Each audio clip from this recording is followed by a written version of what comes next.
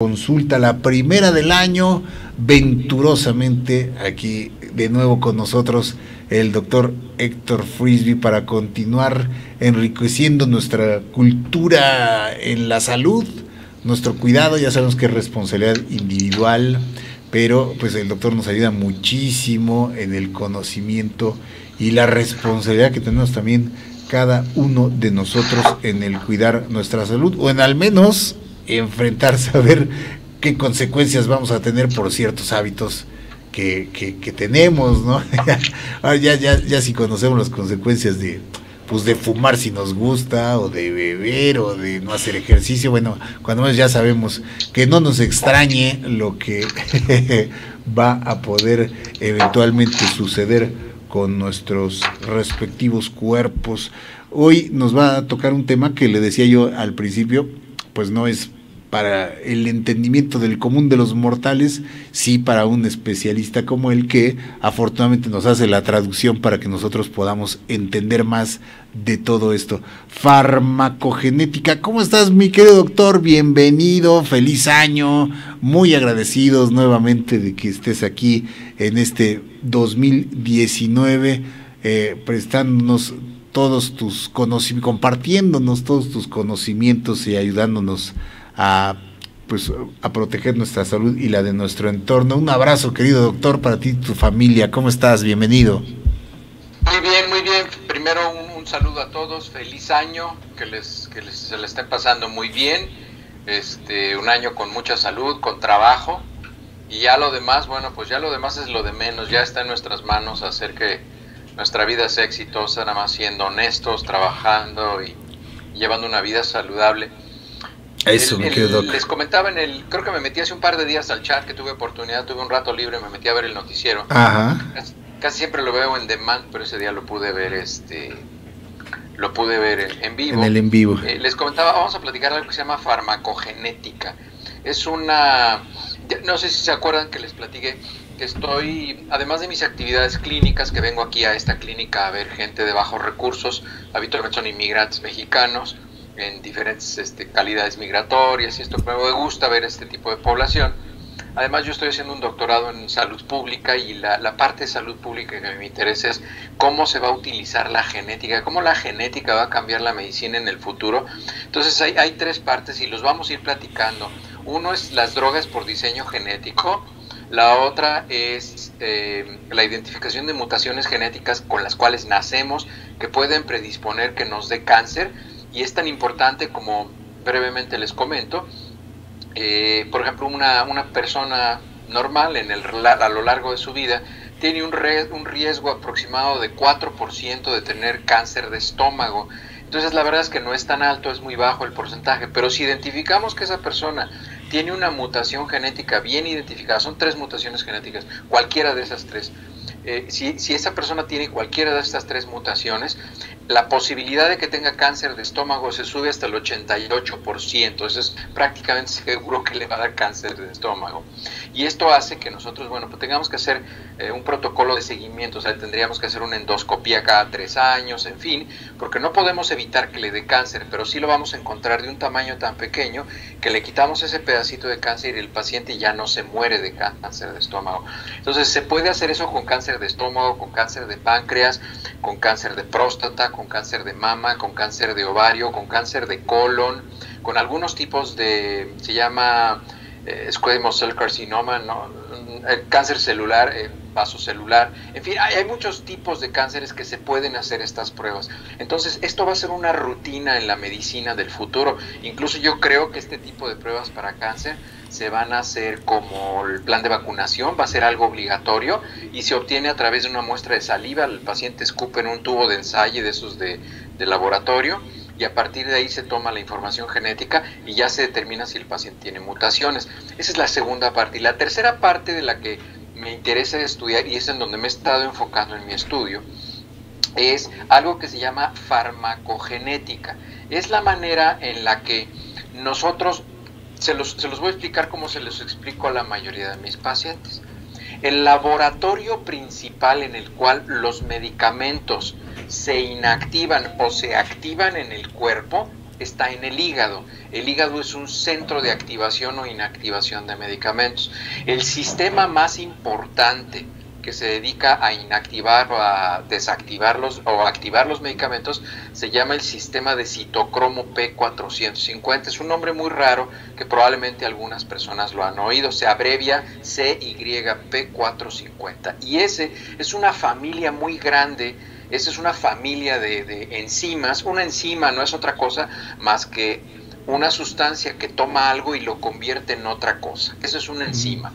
El efecto enzimático es que no es que te enzimes en una persona, el efecto enzimático es que tomas una sustancia y la transformas en otra. Entonces, esta enzima, citocromo P450, como la información por la cual cómo funciona viene de dos mitades, papá y mamá, cuando se mezclan da un resultado único en esa persona que de alguna manera se puede parecer al del papá o al de la mamá, pero casi siempre toma una parte del papá, una parte de la mamá, se mezcla, y así como el rostro o el cuerpo se puede parecer una parte al papá, una parte al de la mamá, igual el patrón metabólico del citocromo P450 se parece. ¿Por qué es importante esto? Voy a utilizar un ejemplo particular. Una de las partes más importantes de este citocromo P450 es una enzima que se llama 2D6. La 2D6, esa enzima metaboliza más o menos como el 45% de todos los medicamentos que tomamos. ¿Esto qué significa?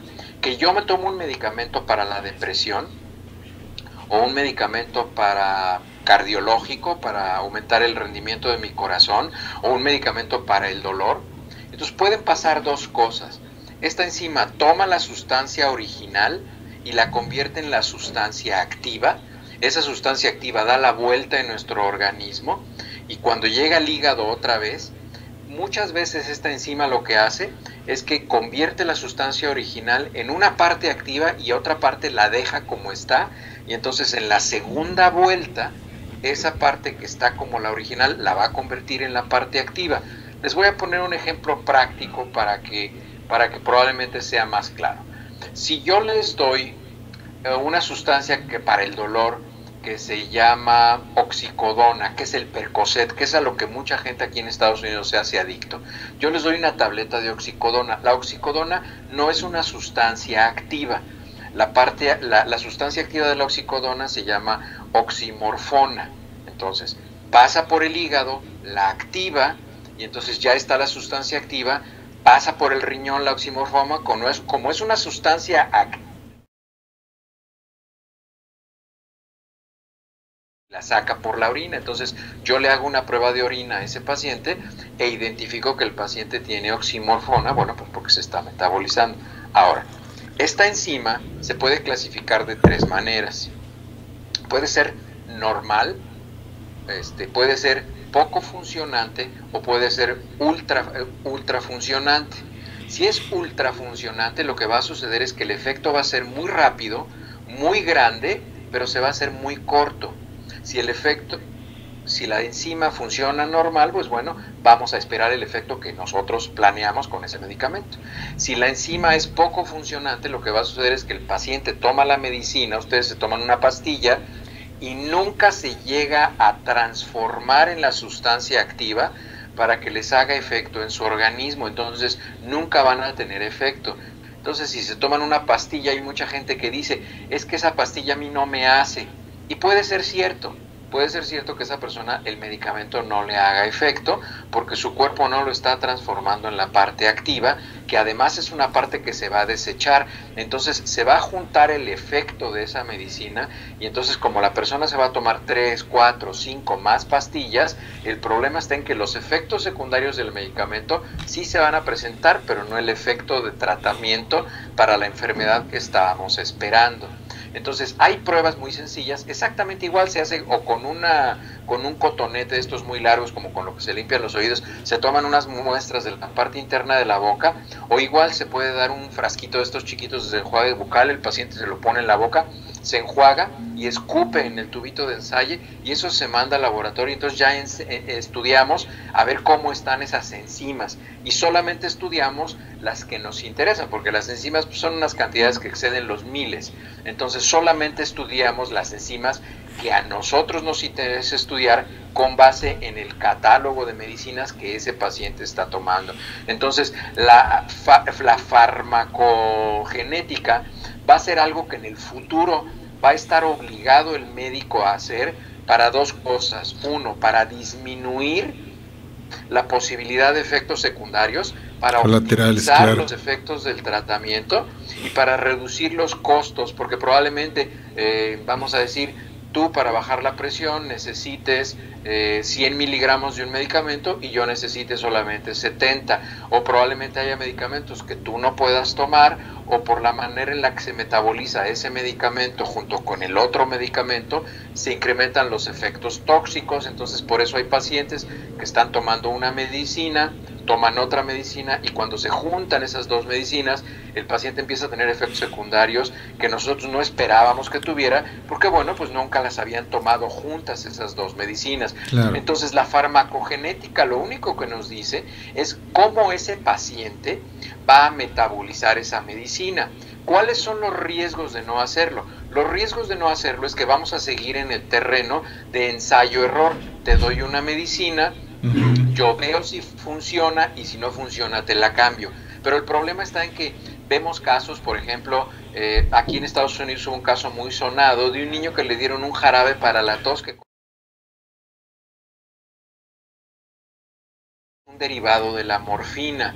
Esa codeína, cuando pasa al metabolismo del hígado, del citocromo P450, el CP2D6, se convierte en morfina y se convierte en norcodeína.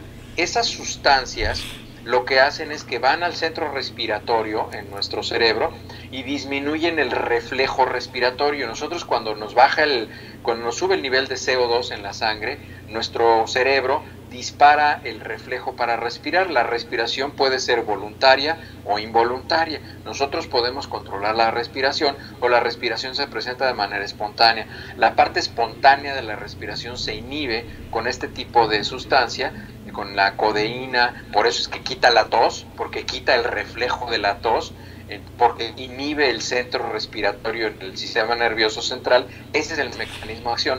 El problema está en que hubo un niño que era un ultrametabolizador de codeína, por lo tanto generó una cantidad muy importante de sustancia activa de codeína.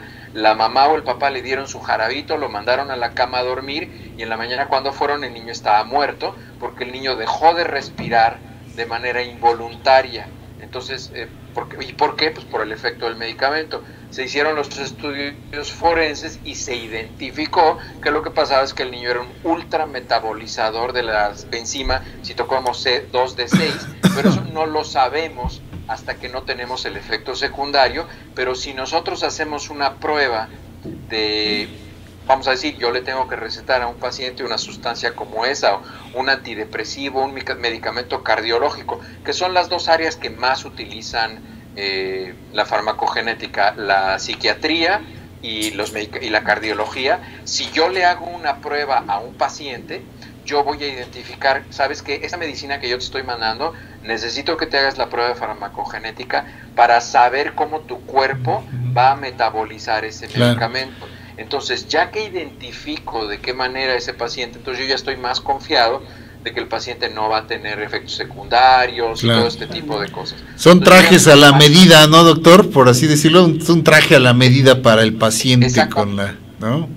Exactamente, exactamente. Entonces nosotros ya sabemos de qué manera le podemos dar la dosis, qué dosis es la ideal para ese paciente, y nosotros ya individualizamos qué dosis es el medicamento, o podemos cambiar el medicamento porque sabemos que ese medicamento no va a ser efectivo en ese paciente porque nunca se va a activar porque la enzima no está trabajando apropiadamente, ¿no? Claro. Por ejemplo, para los medicamentos que se utilizan para la ansiedad, el Valium, el Alprazolam, que el nombre comercial en México es el Tafil. Todo ese tipo de medicamentos psiquiátricos habitualmente utilizan una enzima de la familia citocromo P450 que se llama 2C19.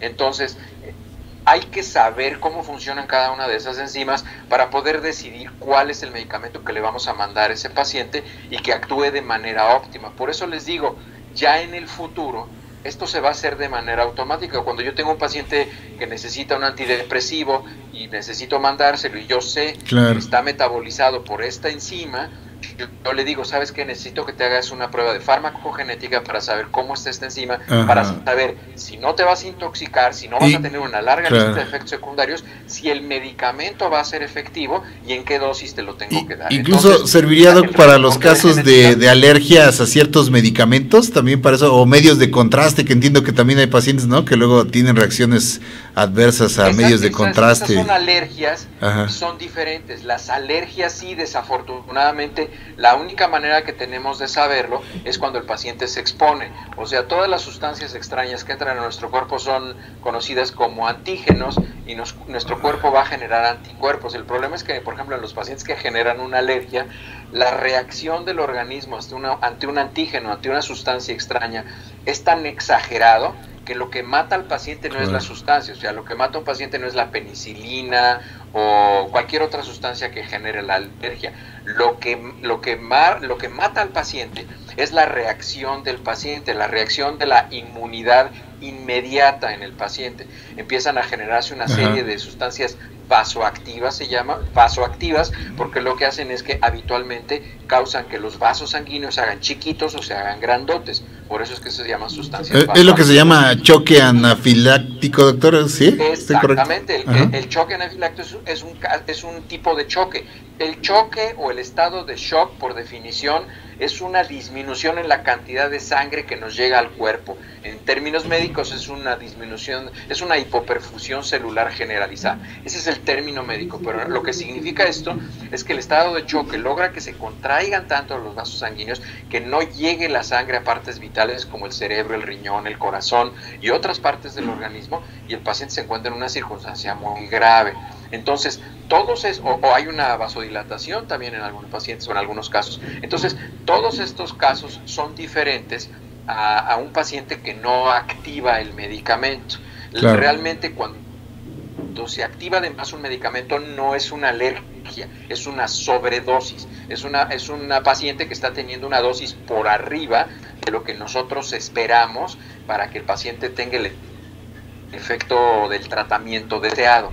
Y eso lo conocemos muy bien. Hay cosas en farmacodinámica y en farmacocinética que se llaman dosis letal 50, dosis efectiva 50, la principios de farmacología que tenemos que estar muy familiarizados con ellos para entender, pero es completamente diferente a las alergias. Ok. Muy bien, doctor. Sí, eso es importante, y también por eso ahora que nos hablas de esto, vemos lo riesgoso y lo peligroso que resulta justamente la automedicación, ¿no? Ahora que justamente se está buscando desde el lado médico tener... La prescripción es un riesgo muy alto, porque además los pacientes creen que el efecto de los medicamentos es aritmético, y la mayoría de las veces el efecto de los medicamentos es geométrico. Es decir, si yo tomo una pastilla voy a tener un efecto 1, si yo me tomo 2 pastillas voy a tener un efecto 2, si me tomo 3 voy a tener un efecto 4, si me tomo 4 pastillas voy a tener un efecto 8. Es decir, es un efecto geométrico, está duplicando el medicamento. No es que me tome 4.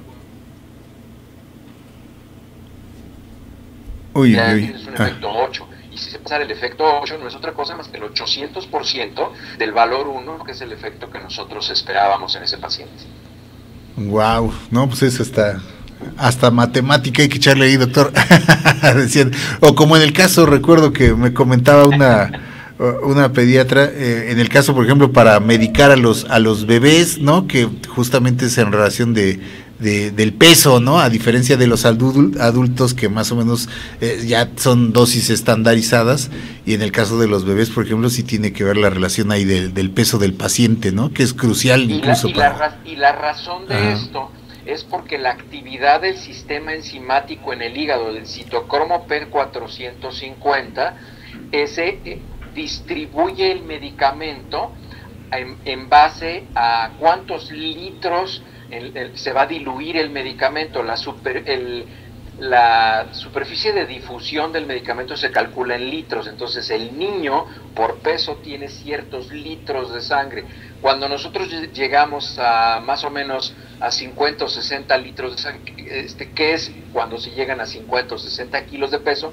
Ya se deja que la persona tenga la dosis de adulto, pero por eso se calcula, por ejemplo, el acetaminofén, que es el medicamento que se utiliza con mayor frecuencia para la fiebre en los niños, se calcula de 10 a 15 miligramos por kilogramo de peso, divididos en 3 dosis al día. En fin, se tienen que hacer todas esas cuentas en los niños porque su superficie de distribución es muy pequeña, y eso también tiene que ver mucho con la actividad enzimática de cómo está trabajando la dinámica para el metabolismo de los medicamentos, para activarlos o para inactivarlos, para que se puedan eliminar.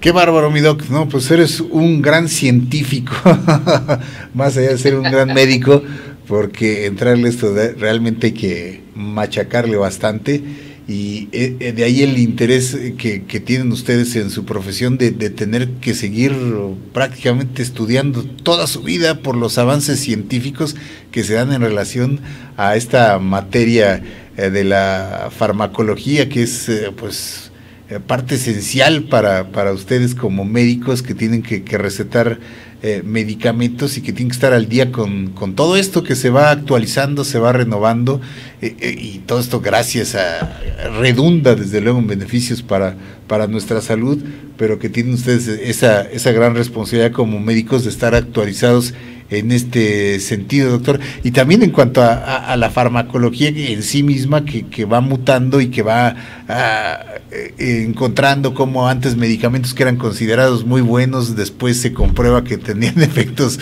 peores, ¿no? que lo que buscaban combatir. Y entonces ahí por eso se van descontinuando, ¿no? Decimos acá ciertos medicamentos. Fíjate, Jorge, ¿no? Es curioso esto que comentas de los medicamentos que se descontinuaron porque causaban problemas. Hay muchos medicamentos que ahora, así como lo que le llaman en la policía los cold cases, que ahora los están reviviendo, porque se pueden hacer pruebas genéticas y se puede identificar que quien esté en la cárcel en realidad no fue quien cometió el crimen. Sí. Igual así se ha descubierto que hay medicamentos que nosotros sacamos o la industria farmacéutica o los órganos reguladores sacaron del mercado porque eran potencialmente tóxicos, pero ahora nos estamos dando cuenta que no es cierto, que lo que sucede es que esas personas que se murieron porque hay algo que se llama el prolongamiento del periodo QT, que es en el electrocardiograma cuando se prolonga un periodo del ciclo cardíaco, y esos pacientes podían ser arritmias muy fácil. Ahora el problema para metabolizar el medicamento, por lo tanto se incrementaba geométricamente el efecto del medicamento, y por eso en esos pacientes era particularmente peligroso utilizarlos. Y entonces ahora, con el uso de la farmacogenética, vamos a poder saber qué pacientes no pueden tomar y por lo tanto no se van a morir por tomarlo. Ahora sí que como Pepe el Toro eran inocentes esos medicamentos, lo que pasa es que ahora sí que intervinieron otros factores ya a nivel biológico, ¿no? De lo individual, que fueron realmente los responsables del crimen y no necesariamente algún medicamento que pueda ser incluso, porque sí, muchas personas comentan, ¿no? También en base a eso, ahora me viene ligada la idea de que dicen, es que los buenos medicamentos los retiran del mercado porque no le convienen a los médicos o a los laboratorios que la gente se cure. No, y lo que pasa es que en razón a mucha gente, por ejemplo, muchos de esos medicamentos, ahora me explico, ¿no? En base a lo que dices, les funcionaban muy bien, y entonces al retirarlos del mercado, pues los dejan de tomar esas personas a los que sí beneficiaba, responsabilizándolos de otros efectos que no necesariamente tenían esas personas a las que los beneficiaba. Fíjate qué interesante tema, doctor, con todo ello. Así es. Pues ¿qué les parece? Sí, ya vi, Luis, sí, ya me acuerdo que está pendiente el tema de los miomas, pero hice este módulo primero hablamos de farmacogenética esta semana. ¿Qué les parece si hablamos de drogas por diseño en la próxima semana, que son medicamentos para cáncer? Fíjense que ese está muy interesante ese tema, lo vamos a platicar la próxima semana, porque lo que se hace es que se estudia la genética del cáncer. El cáncer tiene un código genético particular, el tumor de cáncer, en cada uno de los pacientes tiene un DNA diferente, así como cada uno de nosotros lo tenemos, entonces se les diseña la medicina particular para ese DNA, pero ya lo vamos a platicar, y en la tercera semana vamos a platicar de la... ¡Au! Estamos teniendo ahí perdón, Doc, se interrumpió poquitito ahí tu audio. ¿De qué vamos a platicar? Perdóname, se interrumpió un poquito ahí el audio. Vamos a seguir aprendiendo cada semana aquí, y en la cuarta semana, que ya va a ser como... Híjole, creo que no me escuchó. A ver. Vamos a platicar...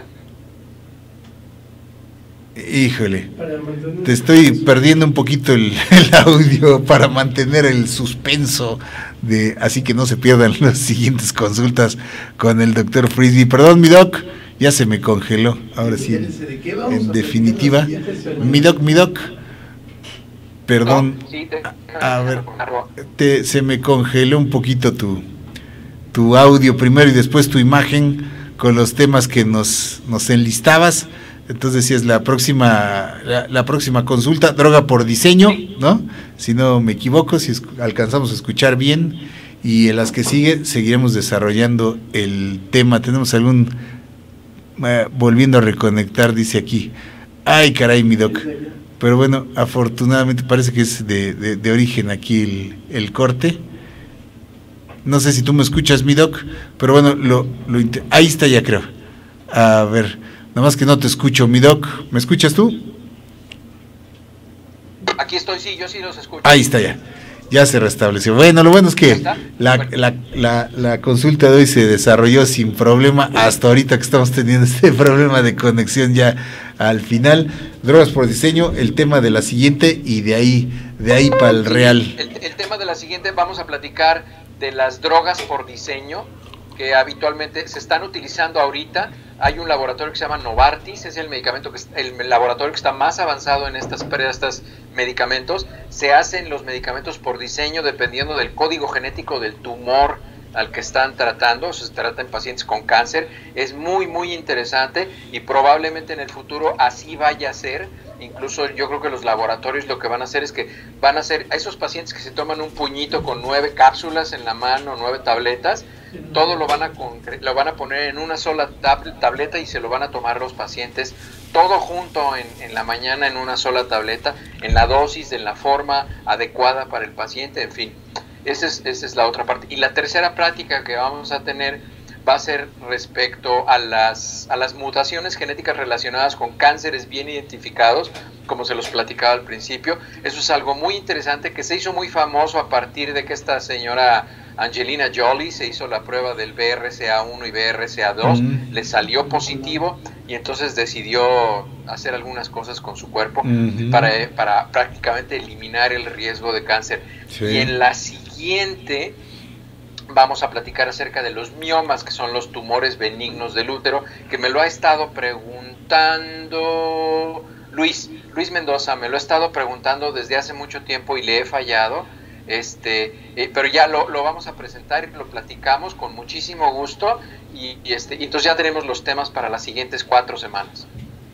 Pues ahí está, queridos amigos, ¿qué tal? Ya está aquí la agenda para el primer mes de este año. También por aquí te sugieren el tema de los derrames de retina o desprendimientos o derrames cerebrales también para... Claro, los derrames cerebrales, eso se llama enfermedad vascular cerebral en México, así se llama. Futuras. Es lo que aquí en Estados Unidos se conoce como el stroke, pero sí, la enfermedad vascular cerebral puede ser isquémica o puede ser hemorrágica, pero ya lo vamos a platicar. Es muy interesante, muy interesante, porque hay muchas cosas que se pueden hacer para disminuir los riesgos. Y bueno, hay un grupo de pacientes que no se puede tanto porque tienen algún problema hereditario que se llaman aneurismas del polígono de Willis, pero ya vamos a platicar de eso. y lo platicamos en una de nuestras sesiones siguientes. Ya saben que si me dan cuerda yo me sigo hablando. Pues ahí está, mi querido doctor. No, hombre, y acá también nosotros somos repicados, tanto el auditorio como tu servidor. Pues una gloria para nosotros tenerte, mi querido doctor, aquí en Disyuntiva TV, nuestro consultorio privado, que es privado pero es abierto también, todo el que quiera aquí se suma. Gracias, mi doc, un abrazo, nuestro reconocimiento, nuestra admiración y desde luego pues nuestros mejores deseos para este año. Gracias como siempre, doctor, por esta valiosísima participación. Un abrazo y nos escuchamos la próxima consulta, que ya está tema ahí para las siguientes. Gracias, doc. Perfecto, un abrazo y gracias por la oportunidad de estar con ustedes. Hasta luego. Al contrario, mi querido doc, gracias a todos. Vamos a hacer una pausa y continuamos aquí en Disyuntiva.